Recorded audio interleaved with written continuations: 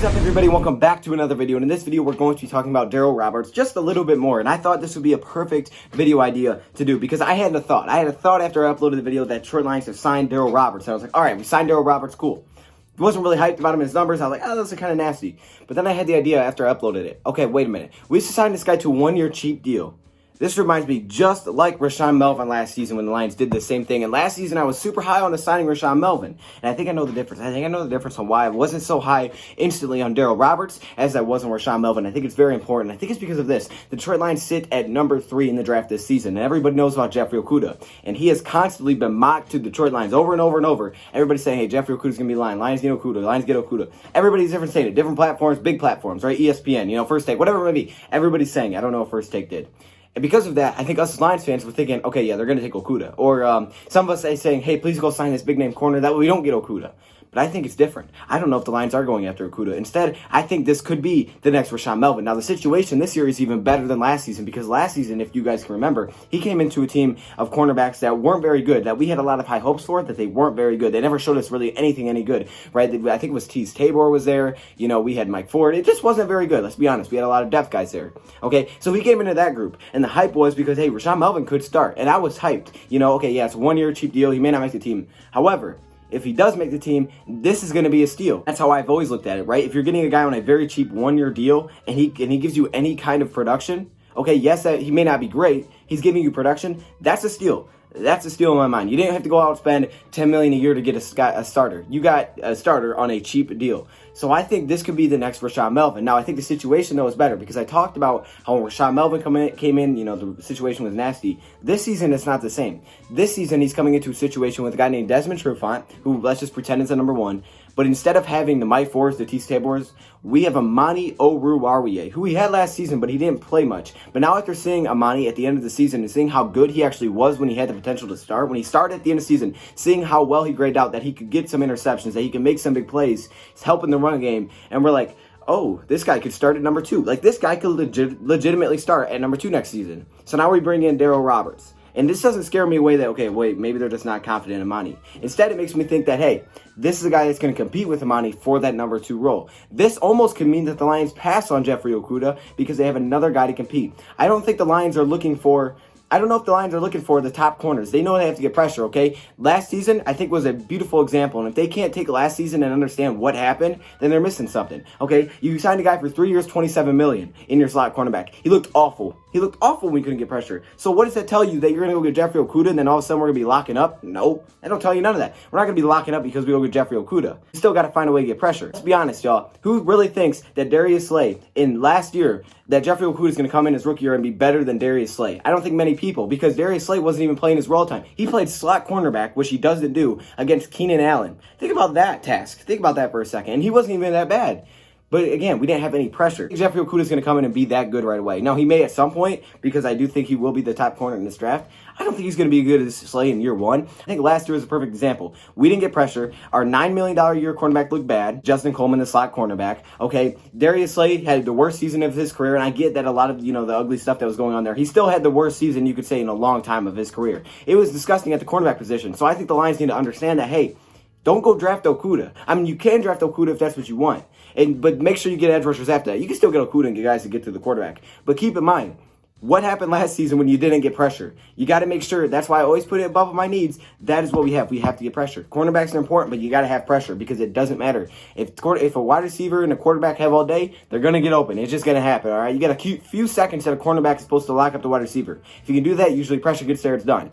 That wasn't the case last season. We locked him up, and he just stood there. And it was like, oh my gosh, this guy's going to get open. And that's where a lot of problems occurred. So because of that, Lions need to find a way to get pressure. And I do think you still can go Jeff Okudah, but you got to get pressure guys after that. I think we've added a few of those already. We've added a few. I think Nick Williams was kind of a push to do that. Possibly Danny Shelton, who had 3 sacks. But really, we got to make sure that's a priority. So why am I comparing Rashaan Melvin and Darryl Roberts? Because I think it's very similar. Now, Darryl Roberts, like I said, is in a better situation. He may not even have to start next season. He could be our depth guy, and this could be a really good signing. Let's compare the two statistically and really keep a good look on what we're bringing in here. Now, keep in mind, Darryl Roberts is not Tease Tabor, okay? So someone say that in the comments. He is not Tease Tabor. There's a difference. Tease Tabor couldn't play anywhere, and Tease Tabor was slow, okay? I'm not talking slow as in, yeah, he ain't that fast. I'm talking slow as in, man, you're slow. Like, was that not super concerning? People are concerned about Cameron Dantzler's speed, right? This dude was slower than Cameron Dantzler by a second. Like, I don't know what speed concerns you. So, this ain't Richard Sherman slow. This is Tease Tabor slow. This dude ran a 4.38. The speed is on a different level, okay? So don't compare the two. Also, this guy has started. Tease Tabor hasn't started before. I get it's the Jets, but he hasn't started before. So let's compare these guys. So, Darryl Roberts, Rashaan Melvin. Rashaan Melvin was 6'2", 194. Darryl Roberts, 6 foot, 182. A little bit smaller, a little bit skinnier. Okay, cool. Now, I wanted to compare 2018 because 2018 for Rashaan Melvin was the year before he came to Detroit. I believe he was with Oakland. And in 2018, Darryl Roberts was still with the Jets. Let's compare these years to see what he was like before he came to Detroit. So, in 2018, he allowed 54.8% completion percentage. This is Rashaan Melvin on 73 targets, 4 touchdowns, and a 96.2 passer rating. Before he came to Detroit, that's what he was allowing. Now, let's compare that to Darryl Roberts' 2018 season with the Jets. He allowed 59.6% completion percentage. Honestly, not terrible. On 57 targets. Not bad. A little bit worse, not bad. 4 touchdowns, just like Rashaan Melvin did. And 100.7 passer rating. So barely over 100. So again, just about 4 points higher. Again, it's worse, but it's not that much worse. And that's probably just because of the completion percentage. So if you compare them, their years are actually pretty similar. I mean, they grade out pretty similar when you look at just statistically from 2018 to 2018. Now, I wanted to look at some PFF grades because I have, the luxury to be able to do that. So let's compare the 2018 PFF grades too. So in 2018, Rashaan Melvin was graded as a 60.5 overall, a 73 against the run, 88.8 in rush, and a 56.3 in coverage. So as you can see there, guy that could help him run defense, which was obvious. In 2019, he only had like a 1% missed tackle percentage, which is incredible. He could help in the run. He could get some pressure. That's what he was a good tackling cornerback. That's what he was good for. And I think that's what the Lions are kind of looking for in their cornerbacks now. But that's what he did. And the coverage, 56.3, not great. Let's compare that to 2018 Darryl Roberts. 2018 Darryl Roberts was a 69 overall, which is higher by 9 points. 9 points than Rashaan Melvin. A 77.5 against the run. Boom. Right there to me, I'm like, okay, I get it. The running defense is what the Lions are looking for. 57.5 in rush and 66.6 in coverage. So grading out higher by 10 points in coverage. He's a good run defender at the cornerback position. That's why the Lions are bringing this guy in. Now let's compare 2019. Now, Darryl Roberts took definitely a dip here, and like I said, 2019 was not the best season, and that's why he was released. I think the Detroit Lions were able to give him on a cheaper deal. So in 2018, we'll look at Rashaan Melvin first, 55.9 overall grade. He had a 55.9 overall grade. Again, this is with the Detroit Lions. He was 82 against the run. He's a great run stopper. Like I said, he had like a 1% missed tackle percentage, so that one makes a lot of sense. 81 in rushing and a 47 in coverage. A 47 in coverage, all right? 47 in coverage is not very good. Compare that to Darryl Roberts, 56.6 overall, just a little bit better. 53 in the run, definitely concerning. 64.1 in rushing and 58.5 in coverage. So grading out higher everywhere except rushing, but in 2018 he graded good against the run. Look, I think the Lions are finding a guy here that is going to have the potential to compete for a starting job for real. I mean, think about it. Rashaan Melvin in 2019 started 12 games for us. This guy has started 20 games in 2 years. I mean, I really see a big similarity here, and I see the Lions going after a guy that, cheap deal, yeah, he's not Logan Ryan, so he's not good. He's not Darquise Dennard, so he's not good. Push him aside.